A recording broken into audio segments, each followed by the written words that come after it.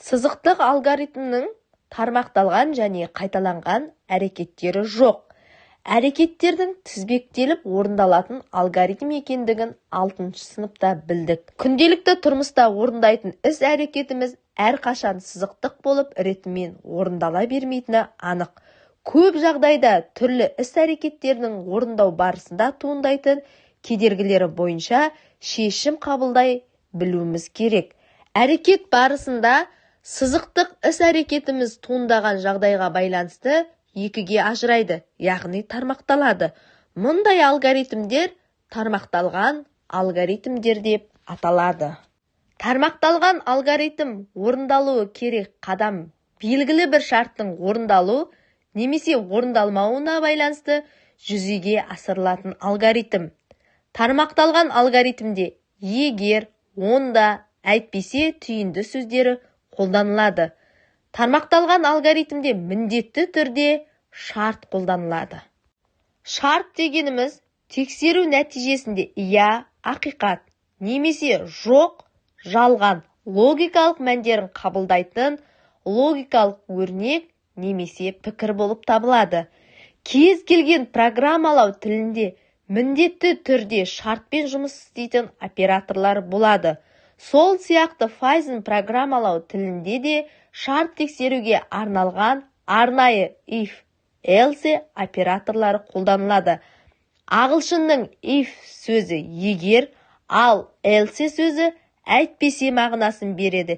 If-тен кейін міндетті түрде шарт жазылады. Егер шарт орындалса, яғни ақиқат болса, онда көрсетілген команданы орындауға көшеді.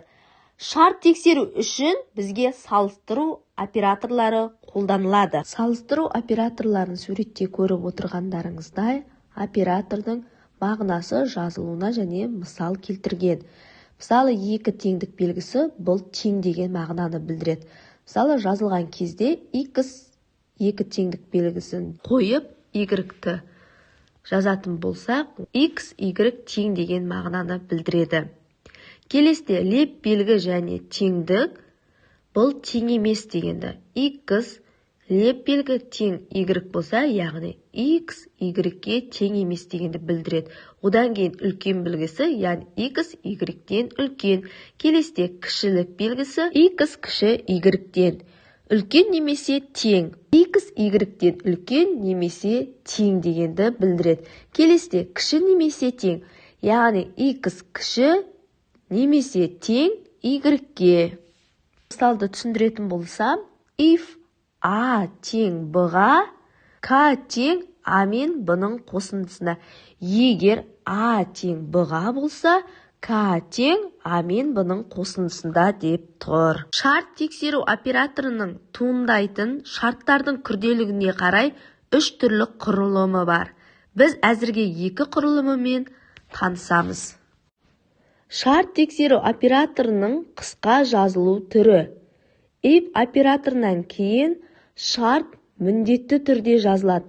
Шарттан кейін қос нүкте қойылады. Суретте көрсетілген осы қысқа жазылу түрінің блок схемасы берілген. Яғни ромбтың ішінде шарт жүреді. Шарт егер орындалатын болса, я болса, командалар блогы орындалады. Ал екінші командалар блогы кез келген жағдайда орындалады. Шарт тексеру операторының қысқа жазылу түрі тек туындаған шарттың ақиқаттығын тексереді. Шарт жалған болған кездегі орындалуы керек қадамды көрсетпейді. Ол үшін шарт тексеру операторының if, else толық құрылымы қолданылады. Шарт тексеру операторының толық жазылу түрі суретте көрсетілгендей. Өзімізге түсінікті қарапайым тілде төмендегіше оқуға болады. Егер қойылған шарт орындалса, онда бірінші команда немесе командалар блогын орындайды. Әйтпесе екінші команда немесе командалар блогы орындалады. Бұлай ғана қарапайым мысалмен түсіндіретін болсақ, егер ертең мен шопингке баратын болсам, шарт солай, ертең шопингке бару. Егер күн ашық болса, мен шопингке барам. Егер жаңбыр жауатын болса, мен шопингке бармаймын, үйде боламын. Яғни, егер иә болса, онда бірінші команда орындалып тұр, яғни біздің шопингке баратынымыз, ал жаңбыр жауатын болса, жоқ, яғни келесі команда бізде үйде отыру командасы орындалып тұр. Бізде есеп берілген, А және Б бүтін сандар берілген. Егер А саны жұп болса, онда квадраттап, Б санына қос. Ал сан 9 болса, онда сан бүтін Б санына қосып шығар дейді.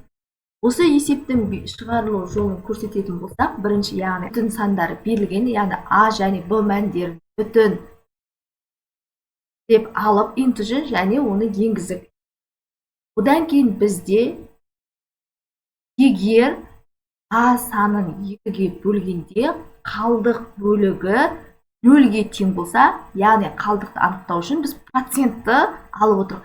Яғни А мәнін 2-ге бөлген кезде қалдық бөлігі 0-ге тең болса, онда, яғни жұп болса, ол санды квадратта және сол шыққан санды Б-ға қос деп берілген есепті запуске береміз. Берілу керек бізде 6 және 5 деген мәндер. 41 шықты, дұрыс. 6-ны 6-ға өткен 36 және оны 5-ке қосса 41 шығады. Енді келесі басқа мән беріп көрейік. Мысалы 7-де 5 деп. Яғни бұл жерде алғашқы мәнін жұп мән беріп. Ал 7-де 5 беретін болса, онда тек екеуінің қосындысын шығарады. Себебі бұл жерде алғашқы мәніміз ақ сан болып көрінеді. Бізде келесі есеп нақты А саны берілген. А саны оң сан болса квадратын, ал теріс сан болса кубын есептеп шығаратын программа құруымыз қажет. Ол үшін бірінші A'ны енгізіп аламыз. А тең int, яғни бүтін сан. Одан кейін шартымызды жазып бастаймыз. Егер A'мыз 0-ден үлкен болса, яғни жұп болса, оң сан болса, яғни оң сан болса, онда шығарамыз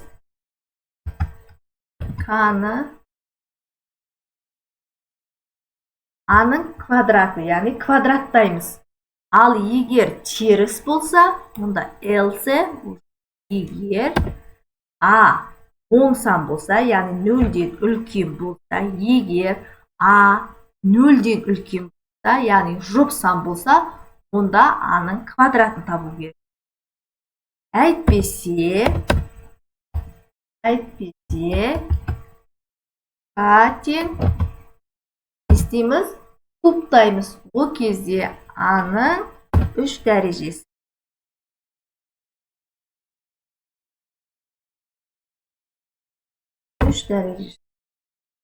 Print A болады. Енді запуске береміз. Яғни бұл жерде қандай мән береміз? 8 деген. Яғни бұл қандай сан? Оң сан. Несін тапты? Квадратын тапты. 8-дің кубы 64. Бізде келесі сан, яғни теріс сан беруіміз керек. Запуск минус 5 беріп көрейік. Минус 5. Несін табады? Кубын табады. 5-дің кубы 125. Яғни 5-дің 3 дәрежесі 125-ке тең.